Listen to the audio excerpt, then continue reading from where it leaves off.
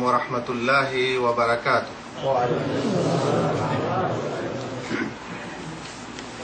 بسم الله الرحمن الرحيم. الحمد لله رب العالمين والعاقبة للمتقين والصلاة والسلام على سيد المرسلين نبينا محمد وعلى آله وصحبه أجمعين. أما بعد، قال تعالى: أعوذ بالله من الشيطان الرجيم. وكذلك جعلناكم أمة وسطا لتكونوا شهداء على الناس. সম্মানিত অতিথিবৃন্দ,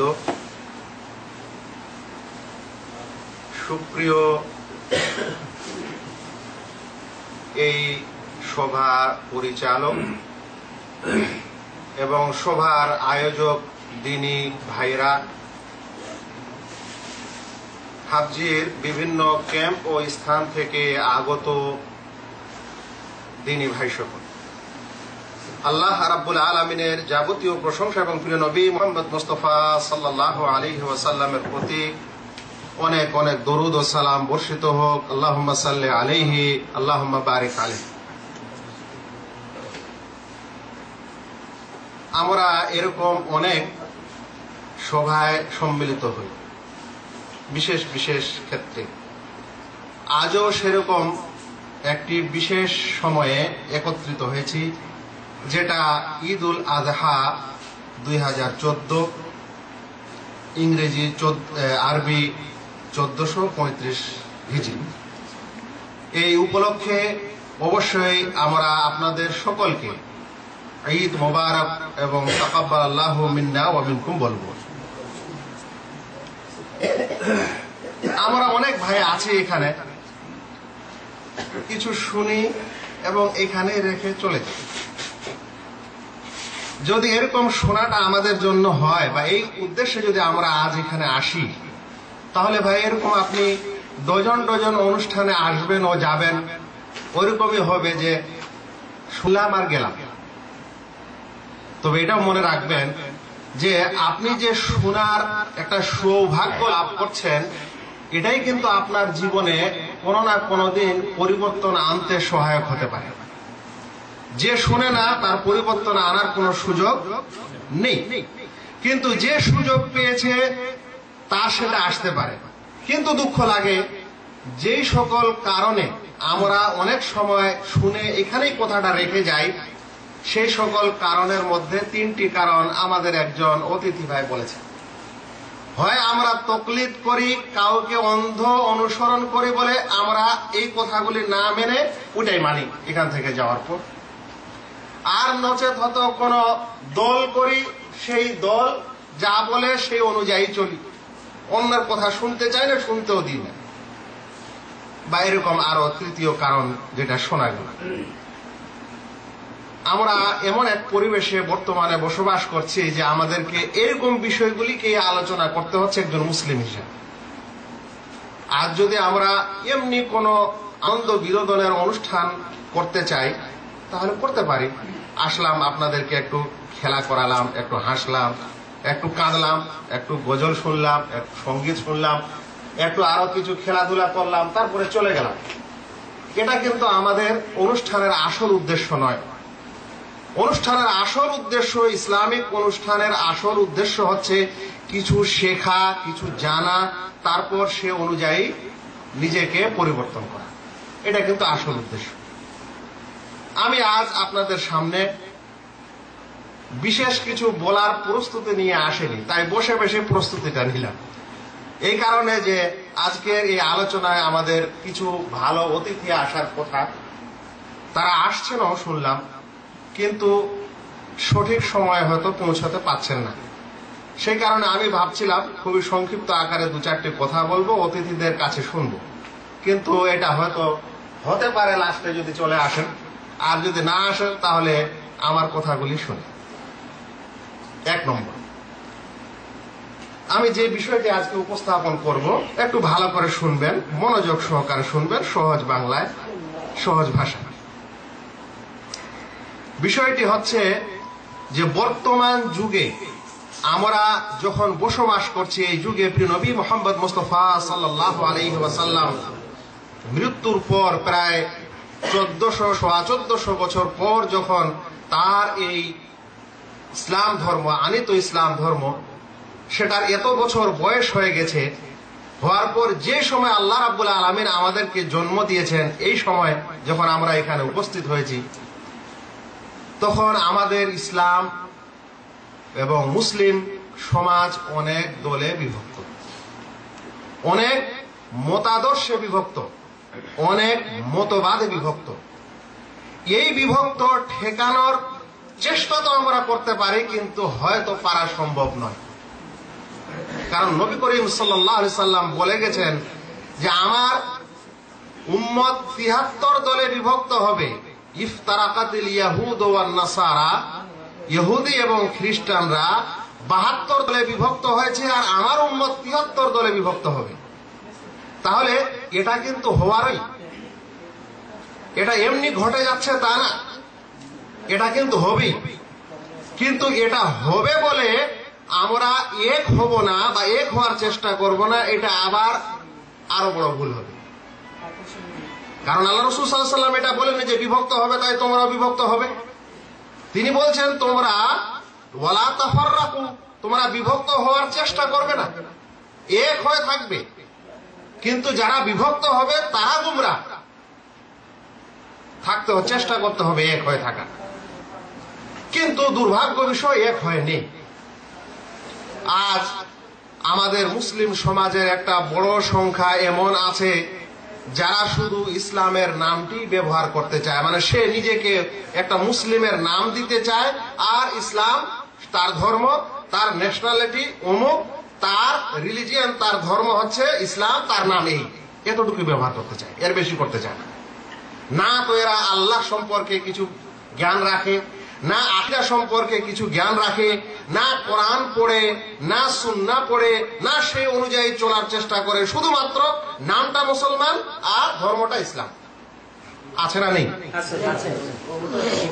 মুসলিম সমাজের আরেক দল তৈরি হয়েছে যারা নিজেকে বলছে আমরা মডারেট মুসলিম। এটা দ্বিতীয় দল। মডারেট মুসলিম বলছে আমরা আধুনিক মুসলিম।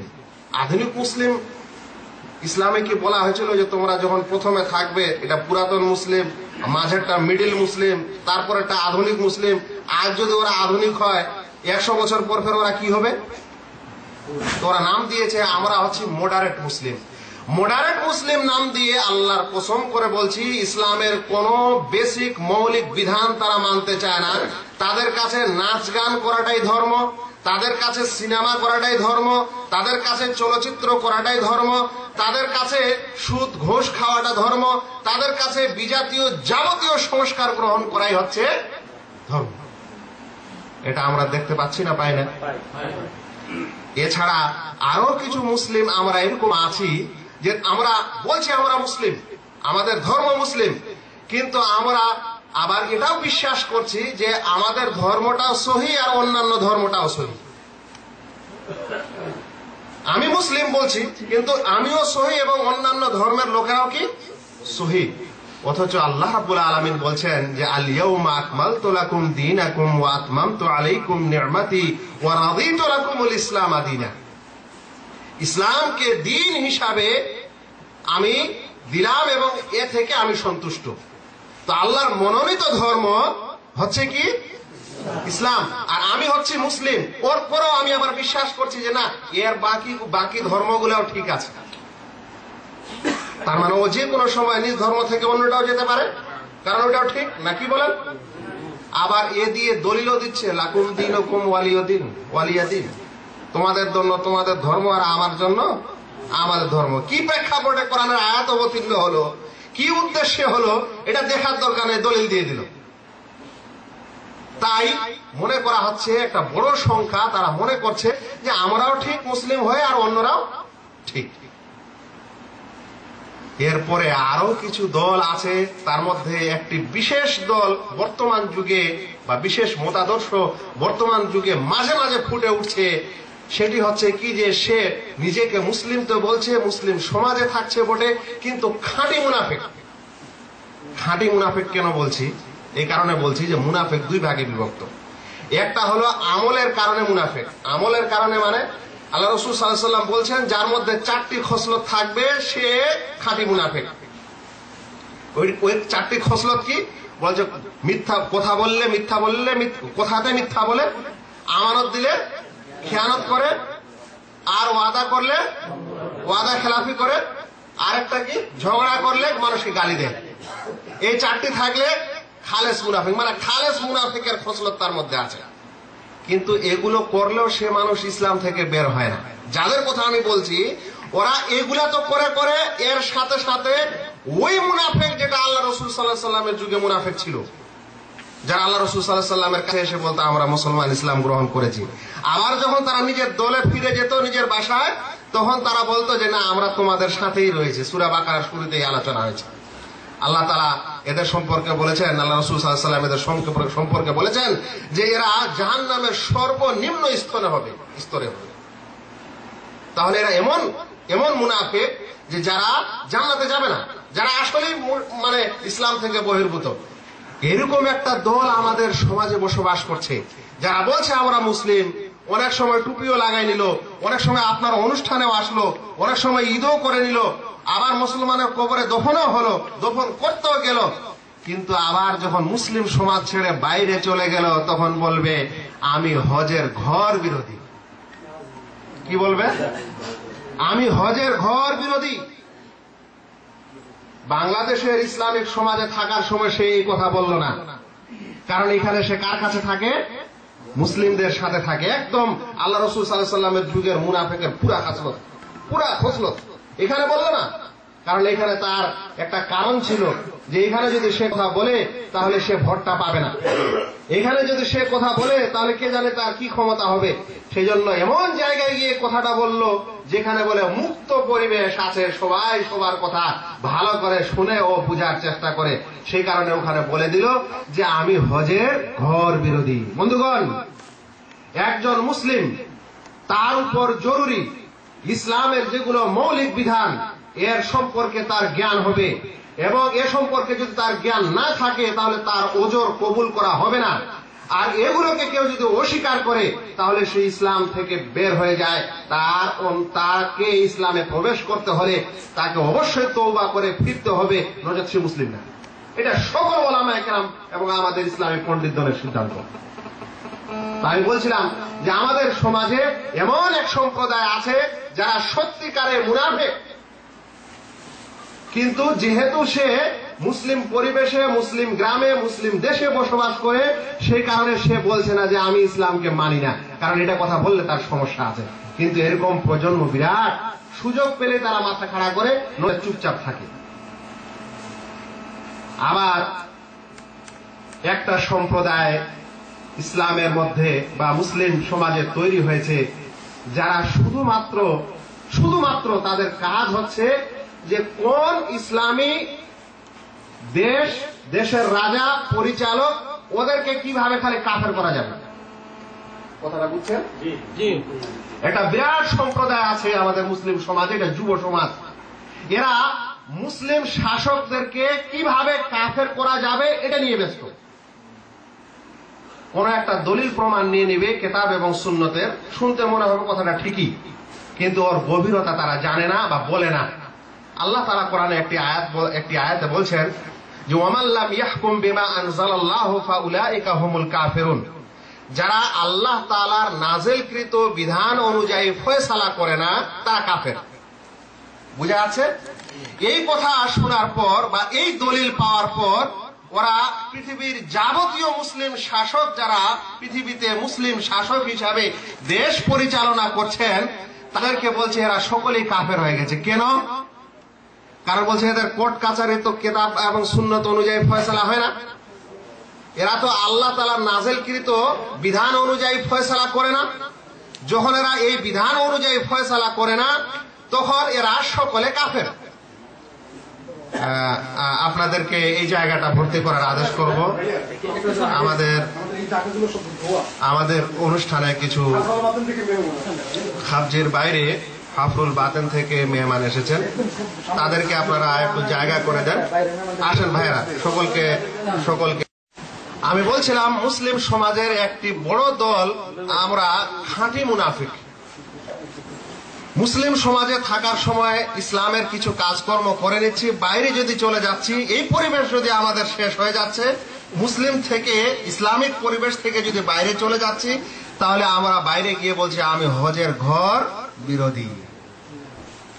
তার মানে বোঝা যাচ্ছে যখন সে মুসলিম সমাজে ছিল তখন তার এটা বলার সাহস হয়নি, কারণ এখানকার মুসলিমদের সাথে তার কিছু স্বার্থ জড়িত ছিল। যখন এই স্বার্থ শেষ, এমন এক পরিবেশে গেল যেখানে আর এদের প্রয়োজন মনে করে না, তখন সেখানে বলছে আমি হজের ঘর বিরোধী। এবং হজের ব্যাখ্যা দিয়ে বলছে হজ নাকি মক্কার মানুষেরা এরা ব্যবসার জন্য এই হজ আবিষ্কার করেছে। ও জানে না যে হজ হচ্ছে ইসলামের একটা রুকন। ও জানে না যে হজের সম্পর্কে আমাদের নবী ইব্রাহিম আলাইহিস সালাম তখনই তিনি আদেশ করেছেন, আল্লাহ রাব্বুল আলামিন তাকে হজ করার জন্য পৃথিবীর সকল প্রান্ত থেকে মানুষকে আসার জন্য আহ্বান করেছেন। সে জানে না আল্লাহ রাব্বুল আলামিন হজের সম্পর্কে একাধিক আয়াত অবতীর্ণ করেছে। তো এটা হচ্ছে মুসলিম সমাজের মধ্যে আরেক প্রকারের লোক। মুসলিম সমাজের মধ্যে আর যে দলটির কথা বলছিলাম, যে যুব একটি দল আবিষ্কার হয়েছে, যারা সব সময় শুধুমাত্র মুসলিম শাসকের ভুল ভ্রান্তি খুঁজতে শুরু করেছে।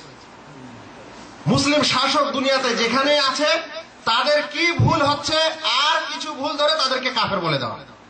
আর বলছিলাম যে কাফের বলার জন্য একটা আয়াত ব্যবহার করছে, যে ব্যক্তি আল্লাহ রাব্বুল আলামিনের নাযিলকৃত বিধান অনুযায়ী ফয়সালা করে না, তো তারা হচ্ছে কাফের। ওয়া মান লাম ইয়াহকুম বিমা আনজালাল্লাহ ফাউলাইকা হুমুল কাফিরুন।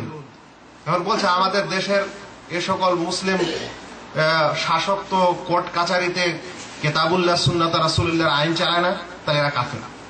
কিন্তু আল্লাহ রাব্বুল আলামিন যে আরো অন্য জায়গায় বলছেন যে ব্যক্তি আল্লাহ তাআলার নাযিলকৃত বিধান অনুযায়ী ফয়সালা করে না, এক জায়গায় বলছেন ফাউলাইকা হুমুল ফাসিকুন, এরা ফাসিক। ফাসিক কি কাফের? ফাসিক কাফের না।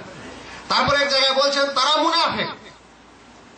আর কিছু মুনাফিক এমন আছে যারা ইসলাম থেকে বের নয় যতক্ষণ পর্যন্ত এই মুনাফিক ইতিকাদি না হয়। তো এ সকল বিধান বাদ দিয়ে সরাসরি তাদেরকে কাফের বলতে হবে এবং তাদের বিরুদ্ধেই শুধু সংগ্রাম চালাতে হবে, অন্য কোনো উদ্দেশ্য না। এই জন্য কোর্ট কাচারিতে বোম ব্লাস্টিং হয়েছিল। আমাদের অনেক সাধারণ মানুষ বুঝে না যে কোর্টে আবার কেন হলো, অন্য জায়গায় কেন হলো না। এই কারণে অন্য জায়গায় ব্লাস্টিং হয়নি যে তারা ভাবছিল কোর্টেই যেহেতু আল্লাহ বিরোধী ফয়সালা হচ্ছে তাহলে এগুলাকে উড়িয়ে দাও। ওগুলাকে উড়িয়ে দিলে মানুষের বিচার অন্তরে যেটা আছে, দেশের যেটা সংবিধান আছে, সেটাকে গিয়ে পরিবর্তন হয়ে যাবে না, ওটাকে আগে পরিবর্তন করতে হবে। তো এটা হচ্ছে এক প্রকার সম্প্রদায় যাদের এটাই কাজ। আজ বিশ্বে এই সম্প্রদায়টা ভালো মুসলিমের 12টা বাজিয়ে দিয়েছে। প্রত্যেক দেশে একটা জনগোষ্ঠী তৈরি হয়েছে, একটা দল তৈরি হয়েছে যারা শুধু এই কাজে লিপ্ত আছে যে প্রথমে মুসলিম শাসকদেরকে মুনাফেক বলা হোক, প্রথমে জালেম বলা হোক, অত্যাচার বলা হোক, তারপরে মুনাফেক বলা হোক, তারপরে তখন ওকে কাফের বলা হোক, তারপরে তখন ওর বিরুদ্ধে অস্ত্র ধারণ করা হোক। ওয়াল্লাহে এরা আলেম ওলামাকেও বখশেনি। যদি কোন আলেম ওলামা কোন দেশের কোন সংবিধানের বিরুদ্ধে নয় বরং সমর্থনে কথা বলে এও কাফের হয়ে গেছে। বিশ্বের মধ্যে যে দেশটি সবচেয়ে বেশি তাওহীদকে বাস্তবায়ন করছে, বিশ্বের মধ্যে সবচেয়ে যে দেশটি বেশি আলেম ওলামাকে সমাদর করে সম্মান দিয়েছে এবং তাদের পদ দিয়েছে, আসন দিয়েছে, এরকম একটি দেশের পুরাপুরি শাসককে এবং তাদের সকল আলেম ওলামাকে কাফের বলা হয়, এটা হচ্ছে সৌদি আরব। এদের সম্পর্কে বলা হয়। তাহলে এদেরকেই যদি ওরা কাফের বলে, তাহলে আমাদের গুলার অবস্থা কিভাবে চিন্তা করতে পারে? এটা হচ্ছে মুসলিম সমাজের মধ্যে আরেকটি দল, আরেকটি ফেরকা, আরেকটি সমস্যা। মুসলিম দলের মধ্যে বা মুসলিম সমাজের মধ্যে আমরা আরো একটি বিরাট জনগোষ্ঠী দেখতে পাই যারা মনে করে যে মুসলিমকে ভালো করতে হলে তাদেরকে ইসলামের দিকে আগ্রহী করতে হবে। আর ইসলামের দিকে আগ্রহী করার সময় তাদেরকে কোনো আঘাত করা যাবে না, তাদেরকে শুধু ইসলামের অমুক আমল করলে এই লাভ আছে, এই ফজিলত আছে, এই কথা বলতে হবে। যদি এই কথা বলে বলে ডাকি, তাহলে মুসলিম সমাজের মধ্যে কোনো তর্ক বিতর্ক হবে না, আর সকলে মুসলিম হবে। আর এই সকল মানুষ শুধুমাত্র মানুষকে মুষ্টিময় 6টি আমলের ফজিলত শিখায়। এই ফজিলত শিখার সময় তারা যখন মানুষকে আহ্বান করে, তখন মানুষগুলি তো বের হয়ে আসে বটে, কিন্তু সে মাথায় হয়তো টুপি উঠিয়ে দেয়, দাড়িও ছেড়ে দেয়, পোশাক পরিচ্ছদেও কিছুটা পরিবর্তন আনে, কিন্তু এই ফজিলত ছাড়া অন্য কোনো বিধান জানে না। আপনি আশ্চর্য হবেন, যারা এরকম গিয়ে গিয়ে কয়েক বছর, কয়েক 40 লাগিয়েছে, আপনি যদি বলেন যে ভাই যাকাত কোন কোন বিষয়ে ফরজ হয়, কোন কোন জিনিসে যাকাত ফরজ হয়, কতখানি হলে ফরজ হয়, কতখানি দিতে হয়, আল্লাহর কসম করে বলছি ওই জামাতে বের হওয়ার পর কেউ এই কথা বলতে পারবে না। কিন্তু যদি ও অন্য জায়গায় শিখে তাহলে হয়তো বলতে পারবে। যদি ওই মানুষকে বলেন যে সবকিছু বাদ দেন, অজুটা কিভাবে সহি পদ্ধতিতে করতে হয়, আমাদের রাসূল সাল্লাল্লাহু আলাইহি ওয়াসাল্লাম কিভাবে করেছেন, এরকম অজু করিয়ে দেখেন তো পারবে না। ও ওইটাই করবে যেটা তার ওই জামাত শিক্ষা দিয়েছে। আপনি যদি ওদেরকে বলেন যে দরুদ পড়তে হবে ঠিক আল্লাহ রাসূল সাল্লাল্লাহু আলাইহি ওয়াসাল্লামের প্রতি, কিন্তু সুন্নতে তরিকা কি, তাহলে বুঝতে পারবে না, বলতে পারবে না। সবচাইতে বড় কথা হলো তাদের সেই 6টি ফজিলতে নামাজ কিভাবে পড়তে হবে সেটারও বর্ণনা নেই। যাকাত দূরের কথা, হজ করার বিধান তো দূরের কথা, কিভাবে হজ করতে হবে নাই, শুধু আছে ফজিলত। এটার ঘাটতি কোথায় ছোট্ট করে বলি। যদি আপনি বলেন যে ইসলামের একটি মৌলিক বিধান হচ্ছে নামাজ, তো নামাজের ফজিলতটাই কি আসল ইসলামে, না নামাজের আরো অন্যান্য বিধান আছে? একটি যে কোনো হাদিসের বই খুলে নেন, প্রথমত নামাজের গুরুত্ব কি, নামাজ যে ব্যক্তি ছেড়ে দেয় তার বিধান কি, নামাজ কিভাবে পড়তে হয়, নামাজের শুরু কি এবং শেষ কি, নামাজের পরে কি বলতে হয়, অতঃপর শেষ কথা আসে যে নামাজ পড়লে আপনার ফজিলত কি। ওরা বাকিগুলা সব বাদ দিয়ে ফজিলতটা নিয়ে আসলো, বলে এক অপরের মধ্যে তর্ক বিতর্ক করবো না, ফজিলতটা নিয়ে চলি। যখন ফজিলতটা নিয়ে চলা যাচ্ছে, তখন উপরে উপরে লোকটা ভালো হচ্ছে, যেমন উপরে প্রলোভ দিলে একটা ঘা ছলছল হয় বটে, কিন্তু ভিতরের পুঁজ এবং নোংরা দূর হয় না, থেকেই যাচ্ছে। এদিকে মাথায় টুপি লাগিয়ে সব কিছু তাবলীগ করতে যাচ্ছে, কিন্তু দেখা যাচ্ছে হারাম ব্যবসাটা আছে, ওটা ছাড়তে হবে, ওটা বুঝতে পারে না। নিজের বাড়িতে অনেকগুলা গোলমাল হয়ে আছে, ওটা প্রথমে সঠিক করতে হবে, ওদের ওটা ইসলাহ করতে হবে, ওটা করতে পারে না। এটা একটা দল। মুসলিম সমাজের আরো এক প্রকার লোক আছে, যারা মনে করছে যে আমাদেরকে শাসন ক্ষমতা নিয়েই ইসলাম কায়েম করতে হবে। যখনই দেশে একটা কোনো খারাপ কাজ, খারাপ ঘটনা হচ্ছে ইসলাম বিরোধী, তখন ওরা বলছে যে আমাদের ইসলামী শাসন থাকলে এই বেটাদেরকে মজা চাখাতাম। এখন অন্যান্য গুনাহগার মানুষেরা ভাবছে যে এই বেটারা যদি তাহলে ক্ষমতায় আসে, তাহলে তো আমাদেরকে সাইজ করে দিবে। ওই জন্য ওরা লেগে পিঠে পড়েছে যে এরা যেন কোনো মতেই ক্ষমতায় না আসে, ওই জন্য যাবতীয় কৌশল চালাচ্ছে। ভাই, এই বিষয়টা বোঝার জন্য ছোট্ট করে আমি আপনাদেরকে বলি যে ধরেন আপনি শাসন নিয়ে ইসলাম চালাতে চান, কিন্তু আল্লাহ তাআলা কি কোরআনে বলেননি লা ইকরাহা ফিদ্দিন, ইসলামে কোনো জবরদস্তি করা যাবে না? আপনারা কি আল্লাহ রাসূল সাল্লাল্লাহু আলাইহি সাল্লামের সিরাত পড়েননি? তিনি কোনদিনও মক্কার জীবনে হোক এবং মদিনার জীবনেও হোক কোনদিন কি এই কথা বলেছিলেন যে হে কুরাইশবাসী, হে আরববাসী, আমি তোমাদের মাঝে এসেছি একটি ইসলামিক রাষ্ট্র তৈরি করে ইসলাম কায়েম করার জন্য? এ কথা বলেছিলেন আমাদের রাসূল সাল্লাল্লাহু আলাইহি সাল্লাম?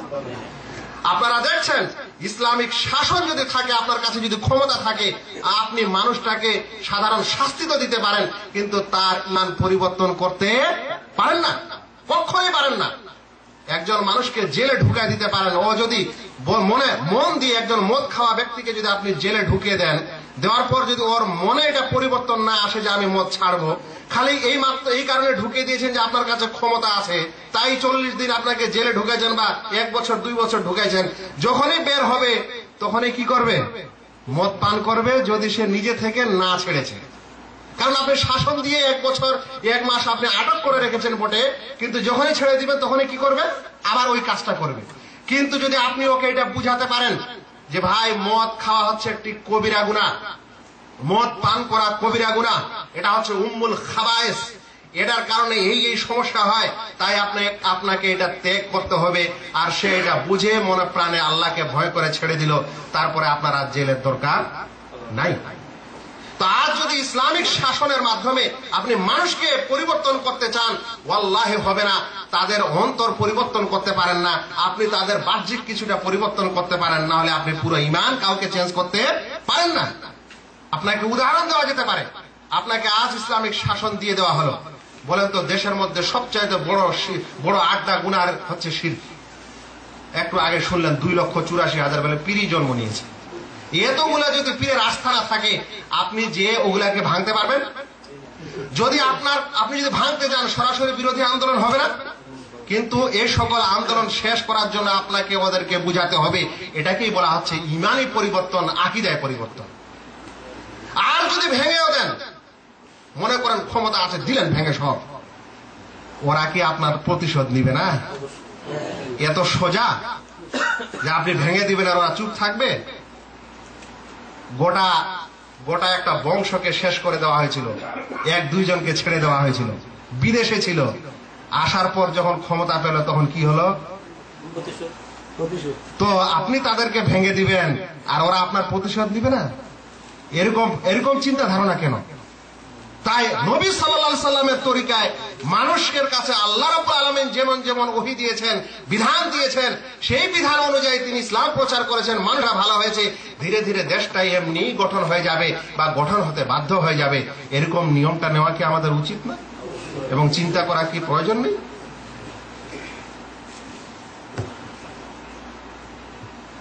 যেটুকুন এসেছে যদি এটাই করি আমি, তাহলে আর মজা পাবেন না। কিন্তু আপনাদেরকে অবশ্যই 7 মিনিট দিতে হবে। আর মুসলিম সমাজের আরেকটি সম্প্রদায় আমাদের মাঝে আছে, যারা সব সময় মানুষকে এক ইমামের সাথেই থাকতে বলে দেয়। যা কিছু হোক, দুনিয়াতে যাই মন তাই হচ্ছে, একটা মাযহাবকে মানতে হবে, এক ইমামকেই ফলো করতে হবে। আমি এই কথাটার খণ্ডন বেশি করতে পারছি না, সামান্য করে বলছি। ভাই, ধরে নেন আপনি বাংলা শিক্ষায় শিক্ষিত হতে যাচ্ছেন এবং একজন বাংলা উচ্চ ডিগ্রি নিতে চাচ্ছেন। নেওয়ার সময় আপনার কাছে বাংলার পণ্ডিতগুলি আসবে, যারা বাংলার সাহিত্যে অবদান রেখেছে। আসবে বঙ্কিমচন্দ্র চট্টোপাধ্যায়, আসবে ঈশ্বরচন্দ্র বিদ্যাসাগর, আসবে রবীন্দ্রনাথ ঠাকুর, আসবে কাজী নজরুল ইসলাম। এখন যদি আপনি বলেন যে এদের যতগুলো বাংলা জ্ঞানী আছে তাদের মধ্যে একজনেরই জ্ঞান তো হবে, রবি ঠাকুরের অন্যগুলো নেওয়া যাবে না, তাহলে কি হবে? ও যদি ভুল করেছে তাহলে আপনিও ভুল করলেন, আর এতগুলা লোকের অবদান আপনার ধূলিসাৎ করে দিলেন। পিএইচডিরও দরকার নাই, কারণ পিএইচডি তো সবারই কথা নিতে হবে, কারণ একজনের তো যাই মন তাই ওইটাই। তো কোন মানুষ যদি এক মাযহাবের কথা বলে, এক ইমামের কথা বলে, তো উদাহরণটা এরকম। সে ইমাম শাফিরও মর্যাদা দিল না, সে ইমাম আহমদ বিন হাম্বলেরও দিল না, সে ইমাম মালিকেরও দিল না, সে ইমাম বুখারীরও দিল না, ইমাম মুসলিমেরও দিল না, কোন ইমামেরই দিল না, শুধুমাত্র এক ইমামের দিল। আর সে যাই করে গেছে সেটাই আপনাকে করতে বাধ্য করে দিল। এটা কি চিন্তার বিষয় না? আর এক প্রকার সম্প্রদায় আছে, সেটার কথা বলার আর বেশি প্রয়োজন নেই, সেটা হচ্ছে পীর সম্প্রদায়। তারা বলে যে পীরের কাছে মুরিদ হন, তারপরেই নাজাত পাবেন, পীর ছাড়া পার হয় না। আর মুরিদ হলে বলছে, আপনার উদাহরণ হলো যেরকম মৃত ব্যক্তিকে গোসল দেওয়ার সময় গোসল দাতাদের সামনে যা অবস্থা মৃত ব্যক্তির, সেরকমই মুরিদ হলে মুরিদকে পীরের সামনে ওরকমই হতে হয়। এগুলো তাদের তালিমি বইতে লেখা আছে। তার মানে আপনি আর নিজের কোনো ক্ষমতা, কোনো যে ইচ্ছা নাই, যা আছে মৃত্যুর মতো আপনি ওর কাছে হয়ে গেলেন, আর এরকম হয়ে জান্নাত লাভ করতে চাচ্ছেন। বন্ধুগণ, সংক্ষিপ্ত আকারে এই সকল ফেরকা, দল, মতবাদ, মতাদর্শ আমাদের সমাজে, মুসলিম সমাজে বিরাজ করছে। কিন্তু এর মধ্যে উত্তম পন্থা কি, সঠিক নিয়ম কি, এবং এই সঠিক পদ্ধতিটা আমাদেরকে চিনতে হবে। কারণ আমরা যেই সময়ে বসবাস করছি, যেই সময় আমাদের জন্ম, সেই সময়ে এরকম বিড়ম্বনা শুরু হয়েছে, ইসলামের অপব্যাখ্যা হয়েছে, দল উপদল হয়েছে। কিন্তু আমাদেরকে কি এই কারণে যেখানে আছি সেখানেই থাকবো, না একটু চেনার চেষ্টা করব? বাজারে একটা ঘড়ি কিনতে যাচ্ছেন, আগে জিজ্ঞাসা করছেন যে এটা আসলি না নাকলি, অরিজিনাল না ডুপ্লিকেট, চাইনিজ না জাপানি। ওটা তো খুব চিনছেন বা ওটা তো খুব চেষ্টা করছেন, কিন্তু ইসলামের মধ্যে কোনটা অরিজিনাল এটা কি আমাদেরকে চিন্তা করার প্রয়োজন নেই? এবং কোনটা হক পন্থা, কোনটা মধ্যম পন্থা, এটা কি আমার প্রয়োজন নেই? সেই জিনিসটা চিনতে হবে। এই মতবাদ ও মতাদর্শের নাম হচ্ছে সালাফি মতবাদ ও সালাফি মতাদর্শ। সালাফি মতবাদ হয় না, কারণ মতবাদ মানুষ তৈরি করে। সালাফি নিয়ম যেটা, নীতি যেটা, সেটাই হচ্ছে হক নীতি। বলবেন কি আছে এখানে? অন্যদের চাইতে বৈশিষ্ট্য কি ভালো? অন্যদের চাইতে কয়েকটি বৈশিষ্ট্য বলে দিই। 1 নম্বর বৈশিষ্ট্য হলো যে সালাফির মতাদর্শে কিতাব এবং সুন্নাহ, এমনকি প্রয়োজনে কিয়াস ও ইজমা মানা হয়। আমাদেরকে একটা ভুল ধারণা সমাজে ছড়ানো হয়েছে কিছু মুকাল্লিদ মানুষের মাধ্যমে, যে তারা বলে থাকে যে সালাফিরা বা আহলুল হাদিসেরা এরা কিয়াস ও ইজমা মানে না। কে বললো মানে না? আল্লাহ তাআলা, আল্লাহ রাসূল সাল্লাল্লাহু আলাইহি সাল্লাম যখন বলেছেন যে গমের বদলে গম, লবণের বদলে লবণ, সোনার বদলে স্বর্ণ, রৌপ্যের বদলে রৌপ্য, জবের বদলে জব, যদি কেউ কম বেশি, কিশমিশের বদলে কিশমিশ কেউ যদি কম বেশি করে বিক্রি করে তাহলে সুদ। তাহলে কি সালাফিরা এটা বলে যে চালের বদলে চাল কম বেশি করে বিক্রি করলে কোনো সমস্যা নেই, টাকার বদলে টাকা কম বেশি করে লেনদেন করলে কোনো সমস্যা নেই? এটাকে সালাফিরা বলে? বলে না। তাহলে সালাফিরা কিয়াস মানে না, এই কথা কে বললো? হ্যাঁ, ওই জায়গায় কিয়াস মানে না যে জায়গায় দলিল প্রমাণ মজুদ, দলিল আছে ওখানে, আর আমার কিয়াসের দরকার নাই। যেখানে দলিল নাই সেখানে কিয়াসের প্রয়োজন হতে পারে, ইজতিহাদের প্রয়োজন হতে পারে। কিন্তু এটা এদের সম্পর্কে একটা ভুল ধারণা সমাজে ছড়ানো হয়েছে। যাই হোক, বলছিলাম যে এখানে কিতাবুল্লাহ, সুন্নাত রাসূলুল্লাহ, প্রয়োজনে কিয়াস ও ইজমাও আছে। এখানে একজন ইমামের অন্ধভক্তি নেই। এখানে সকল ইমামের প্রতি শ্রদ্ধা, ভালোবাসা ও সম্মান আছে, এবং সকলের গবেষণা থেকে নেওয়ার স্পৃহা আছে।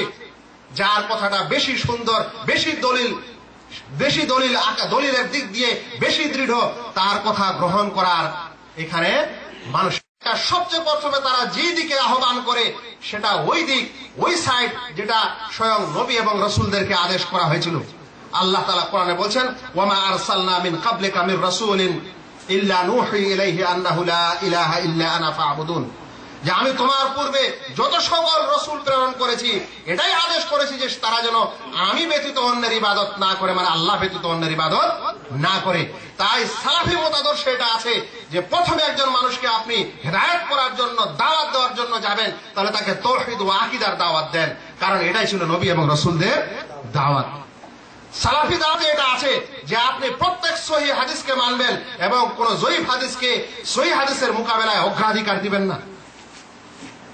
আপনি যে আমরা কিতাব এবং সুন্নতকে ওইভাবেই বুঝবো যেভাবে আমাদের সালাফে সালেহিন বুঝেছেন।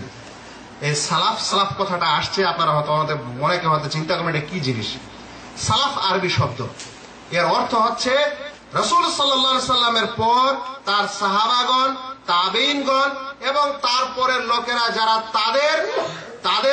তাদের মতো জীবন যাপন করেছেন, কিতাব এবং সুন্নতকে বুঝেছেন, তাদের মতো সকল কিছু মেনে চলেছেন, এদেরকে বলা হয় সালাফি, মানে পূর্বসূরি। কারণ আল্লাহ রাসূল সাল্লাল্লাহু আলাইহি সাল্লামের পর সাহাবায়ে কেরামই হচ্ছেন সেই দল যারা হকপন্থী দল, এবং তারা যেভাবে কোরআন এবং সুন্নতকে বুঝতে পেরেছেন আমরা বুঝবো। যারা স্বয়ং নবী সাল্লাল্লাহু আলাইহি সাল্লামের সাথে ছিলেন, যাদের যে কোনো জিনিস বুঝার সমস্যা হলে নবী সাল্লাল্লাহু আলাইহি সাল্লামকে বলতেন, যাদের সময় ওহী অবতরণ হয়েছে, তাহলে ওদের যেটা বুঝ, ওদের যেটা জ্ঞান, সেটাই হচ্ছে সর্বোত্তম জ্ঞান। আর সালাফি কথাটা অর্থই হচ্ছে যে ওই পূর্বসূরীদের নিয়ম অনুযায়ী, তাদের মতাদর্শ অনুযায়ী আমাদেরকে চলতে হবে, কোরআন সুন্নত বুঝতে হবে। এটা হচ্ছে এই সালাফি মতাদর্শের মধ্যম পন্থা হওয়ার কারণ। এই মধ্যম পন্থায় দাওয়াত দেওয়া হয় সালাফি আলেম ওলামা যেগুলো সৌদি আরবে আছে।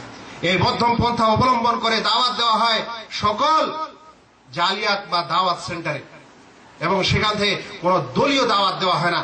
একটি কথা আরো বলি শেষ পর্যন্ত, যে আমাদেরকে বলা হয় এরাও দল করছে, আমরা যেমন দল করি না। দল কাকে বলে? যখন কোন একজন ব্যক্তি বা বিশেষ কিছু ব্যক্তির মতাদর্শকে নিয়ে ওই মতাদর্শকেই কেন্দ্র করে এগিয়ে যাওয়া হয়, ওটাকে বলা হয় দল। আর যেখানে কোন ব্যক্তি কোন মতাদর্শ সেই ব্যক্তির না নিয়ে কিতাবুল্লাহ এবং সুন্নাতে রাসূলুল্লাহকে মতাদর্শ করা হয়, সেটা দল না। যদিও আপনাকে দেখতে মনে হবে যে এটা দল, এরা সংগঠনের সাথে জড়িত, এটা আর কিছুর সাথে জড়িত। এটা বড় পার্থক্য। যখন আপনি বলেন আমি অমুক দল করি, তখন আপনার দলটা কে তৈরি করেছে এটা ইতিহাস পাওয়া যাবে না। আমি আবার একটু ফাটাফাটি কথা বলি অনেক সময়। আপনি বিএনপি করেন, বিএনপি কে আবিষ্কার করেছিল? আপনি আওয়ামী লীগ করেন, আওয়ামী লীগ কে আবিষ্কার করেছিল? বলেন আপনি জামাত ইসলামী করেন, কে আবিষ্কার করেছিল জামাত ইসলামী? বলেন আপনি তাবলিগি জামাত করেন, কে আবিষ্কার করেছিল তাবলিগি জামাতকে? কিন্তু সালাফি মতাদর্শকে কে আবিষ্কার করেছিল? ওইটা ওই দল, ওই আদর্শ যেটা আল্লাহ রাসূল সাল্লাল্লাহু আলাইহি সাল্লামের। আহলুল হাদিসকে কে আবিষ্কার করেছিল? কোন মুহাদ্দিস? আহলুল হাদিসের মতাদর্শই হচ্ছে কিতাবুল্লাহ এবং সহিহ সুন্নাত অনুযায়ী জীবন যাপন করতে হবে। কিন্তু এরকম অনেক কিছু জিনিস আছে আমরা সহজে বুঝতে চাই না এবং বুঝার চেষ্টাও করি না। অনেক সময় আমরা শুধু বলতেই থাকি, বলতেই থাকি, আর আমাদের শব্দগুলি আকাশে উড়ে যায়, মিশে যায় বায়ুমণ্ডলে, কোনোই কাজ দেয় না। যদি কোনো মানুষ চিন্তা করতে চায়, একটু বুঝতে চায়, তাহলে তাদের জন্য এরকম আধা ঘন্টার একটি আলোচনায় যথেষ্ট হতে পারে। তাকে হক খোঁজার জন্য এরকম একটি সাধারণ পয়েন্টেই তার জীবনের একটা মোড় ঘোরাতে সহায়ক হতে পারে, আর নচেত কিছুই হতে পারে না। আমি আমার আলোচনার সারাংশ স্বরূপ বলবো যে পৃথিবীতে বহু দল ও উপদল তৈরি হয়ে গেছে, কারণ নবী করিম সাল্লাল্লাহু আলাইহি সাল্লাম বলেছিলেন যে আমার উম্মত ৭৩ দলে বিভক্ত হবে, আর সেটা হয়ে গেছে। কিন্তু বিভক্ত হয়েছে মানে এটা নয় যে আমরাও বিভক্ত হব। বিভক্ত হয়েছে, হওয়ার পরও তিনি বলে গেছেন যে মা আনা আলাইহি ওয়া আসহাবি, আমি এবং আমার সাহাবী যেই নীতির উপর থাকবে, যার উপর প্রতিষ্ঠিত থাকবে, এর উপর যারা থাকবে সেটাই হচ্ছে হক দল, সেটাই হচ্ছে নাজাত প্রাপ্ত দল। যে দলের মধ্যে থাকবে নবীদের দাওয়াত, যে দলের মধ্যে থাকবে আকীদা সংশোধনের দাওয়াত, যে দলের মধ্যে থাকবে, যে জামাতের মধ্যে থাকবে মানুষকে শিরক থেকে দূরে রাখার দাওয়াত, বিদআত থেকে দূরে রাখার দাওয়াত, সকল ইমামদের প্রতি থাকবে শ্রদ্ধা, সহিহ সুন্নাহ ও হাদিস মানার জন্য তারা সবসময় সচেষ্ট থাকবে, এবং কোন বিদ্বেষ এবং দোলাদলি বাদ দিয়ে কিতাবুল্লাহ এবং সুন্নাতে রাসূলুল্লাহ, প্রয়োজনে ইজমা ও কিয়াসকেও মেনে তারা নিজের জীবন যাপন করবে। সেটাই হচ্ছে হকপন্থী দল, যাদেরকে আমরা সালাফি বলতে বলি, যাদেরকে আমরা আহলুল হাদিস বলি, যাদেরকে আমরা আরো অন্য কোনো নামও দিই না, কোনো অসুবিধা নেই। কিন্তু যারা এই নীতির উপর থাকবে সেটাই হবে আপনার ভাই, সেটাই হবে জামাত। তাদেরই সঙ্গে আপনারা থাকবেন, এখানেও থাকবেন, দেশেও থাকবেন, খুঁজবেন এবং সেখানে পড়াশোনা করার, জ্ঞান অর্জন করার চেষ্টা করবেন। ওমা আলাইনা ইল্লাল বালাগ। আসসালামু আলাইকুম ওয়া রাহমাতুল্লাহি ওয়া বারাকাতুহু।